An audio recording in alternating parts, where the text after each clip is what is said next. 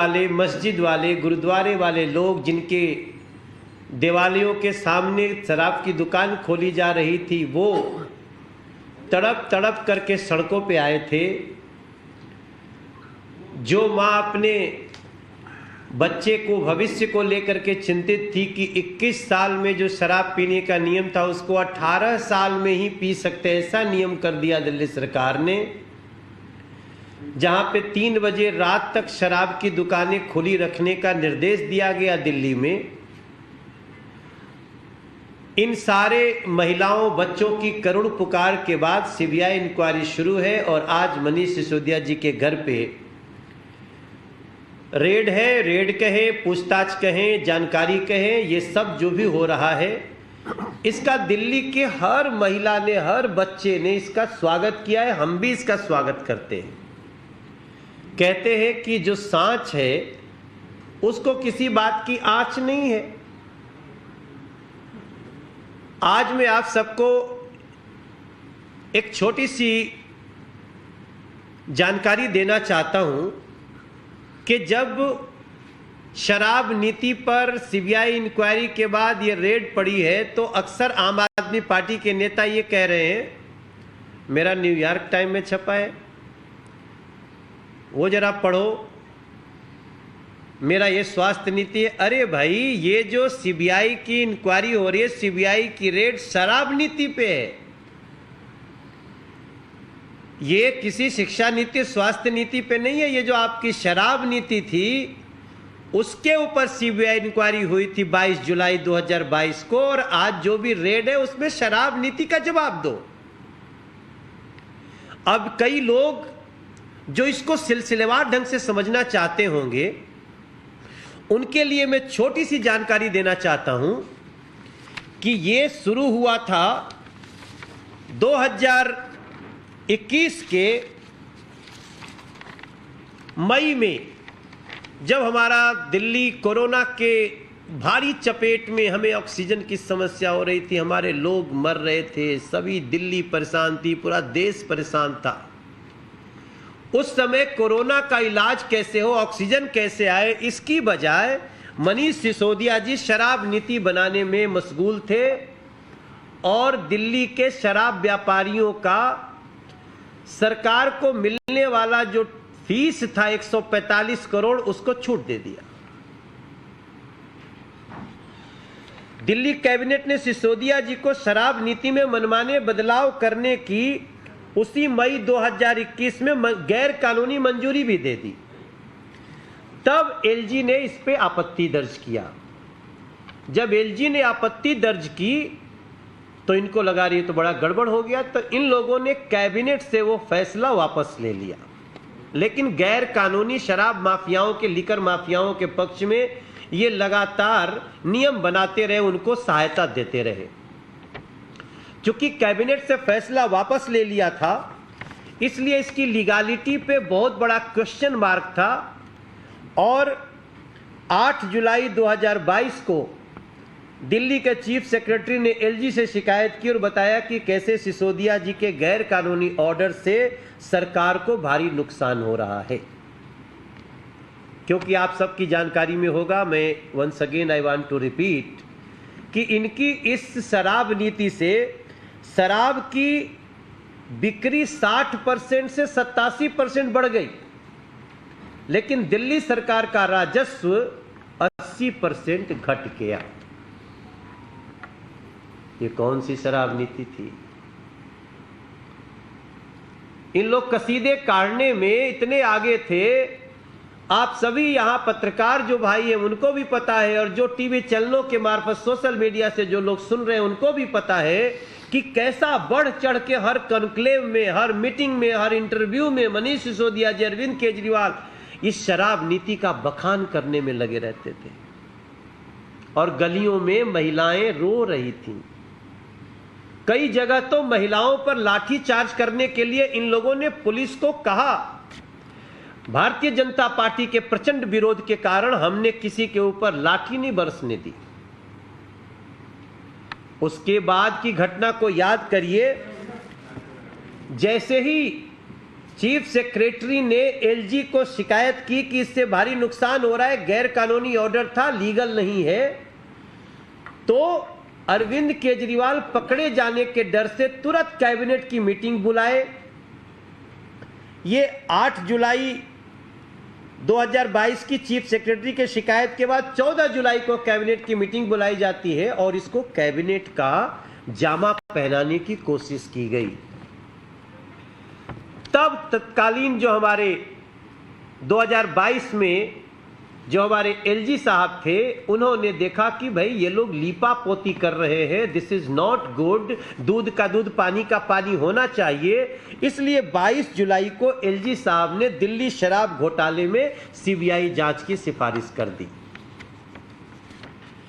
अब सवाल उठता है कि जब सीबीआई इंक्वायरी सिफारिश कर दी गई कि जो भी सत्य हो सामने आए, तो जो अरविंद केजरीवाल जी, जो मनीष सिसोदिया जी इसी शराब नीति के गुण गाते नहीं थकते थे, उन्होंने तुरंत 4 दिन के अंदर इस शराब नीति को वापस ले लिया।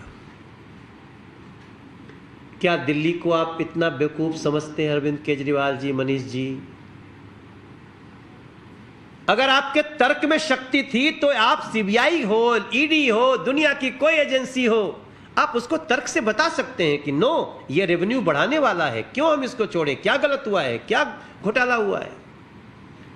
लेकिन चूंकि इनको एजेंसीज का सामना करने के लिए लीगली ये इतने कमजोर थे, बहुत बड़ा घोटाला था, क्योंकि ये कहे थे इससे 2000 करोड़ रुपया आएगा, और जब ऑडिट हुआ तो पता चला इससे तो 10,000 करोड़ रुपया आना चाहिए।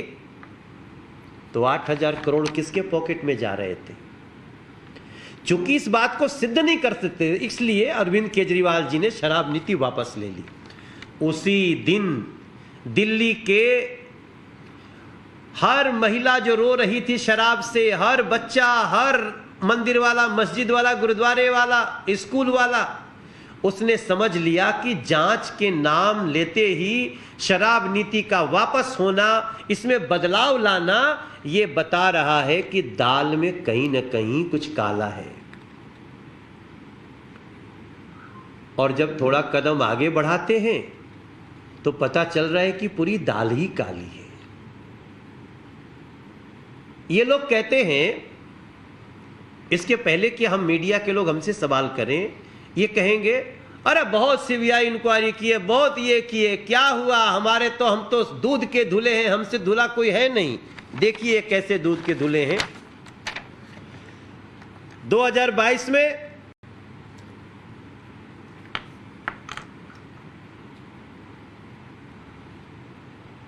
और उसके पहले आप याद करिए, आपके मंत्री विजय सिंगला को एसीबी ने गिरफ्तार किया। 40 करोड़ के बैंक फ्रॉड में आपके एमएलए जसवंत सिंह के यहां छापा पड़ा। आप एमएलए बलवीर सिंह को 3 साल जेल की सजा हुई। ये लोग दूध के धुले हुए हैं। ये भूल जाएगा दिल्ली अगर नहीं बताएंगे तो। आप विधायक Amanatullah Khan history sheeter, bad character बन गया। आपकी पार्षद गीता रावत को सीबीआई ने रंगे हाथ दबोचा, रिश्वत लेते। ये देखिए कितने दूध के धुले हुए हैं। हरियाणा की हिंसा में दोषी निशा सिंह को, आम आदमी पार्टी के इस कार्यकर्ता को 7 साल की सजा हुई। ऐसे ये दूध के धुले हुए। हम सत्येंद्र जैन की अभी बात ही नहीं कर रहे हैं, हम मनीष सिसोदिया की बात ही नहीं कर रहे हैं। इस देश में जब भी आरोप लगता है तो उसकी जांच होती है। ये कहते हैं जांच मत करो, जांच एजेंसी का नाम अरविंद केजरीवाल है। हम जिसको क्लीन चिट दे दिए वो एकदम स्वर्गिक दूध से धोया हुआ है।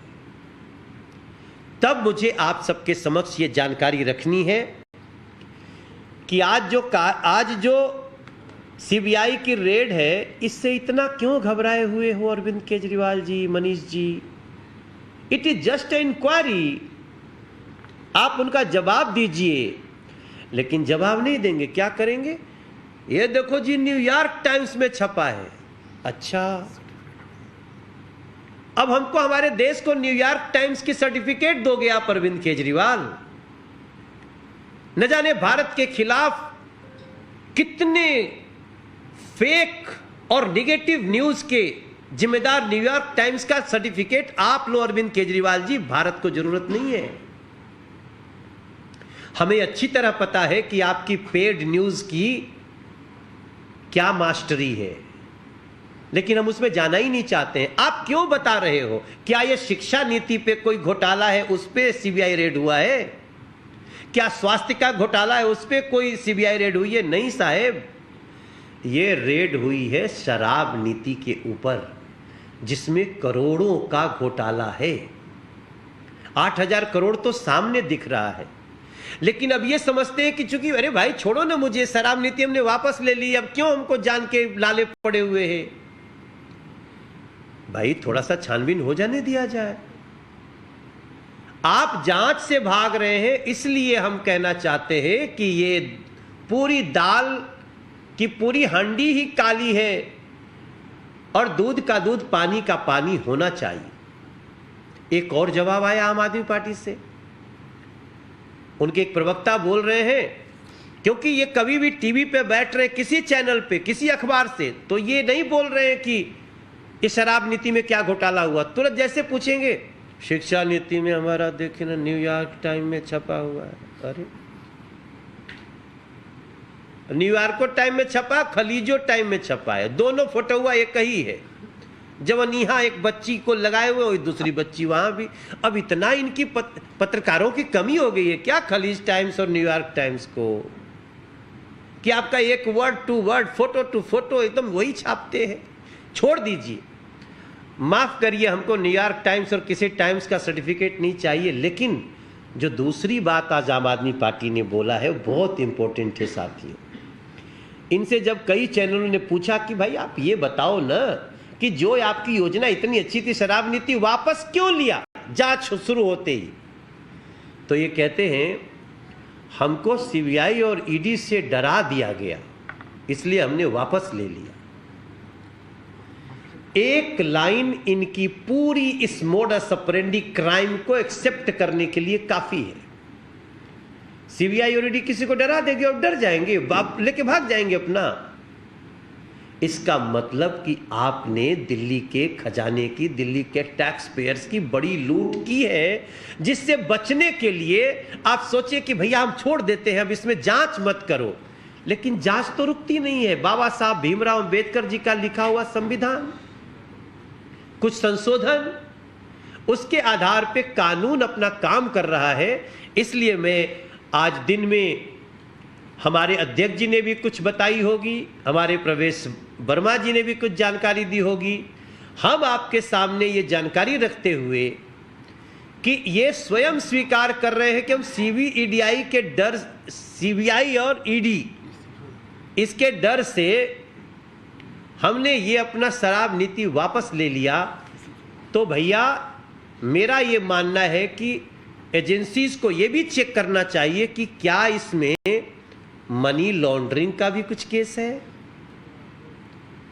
एजेंसीज को यह भी ध्यान रखना चाहिए कि क्या इन्होंने ये चक्र अपने ब्लैक मनी को व्हाइट करने के लिए किया है कई तरह से, और यह भी जांच करना चाहिए एजेंसीज को कि इन्होंने इन पैसों का कहां कहां दुरुपयोग किया है।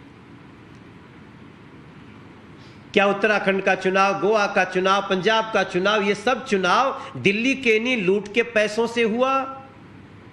क्योंकि एक तो मैं 1,51,564 करोड़ का हिसाब मांग ही रहा था अभी 2 दिन पहले यहीं बैठ के आप सबसे। तो मेरा कंक्लूजन ये है कि आम आदमी पार्टी सीधे सीधे ये बताए कि शराब नीति में कितनी लूट हुई है, कहां पर इन पैसों का दुरुपयोग हुआ है। और मुझे लगता है कि इनके एक स्टेटमेंट से जो स्वीकारोक्ति है कि हम सीबीआई और ईडी से डर गए थे इसलिए हमने वापस ले लिया, तो इनको अपने पद से मनीष सिसोदिया को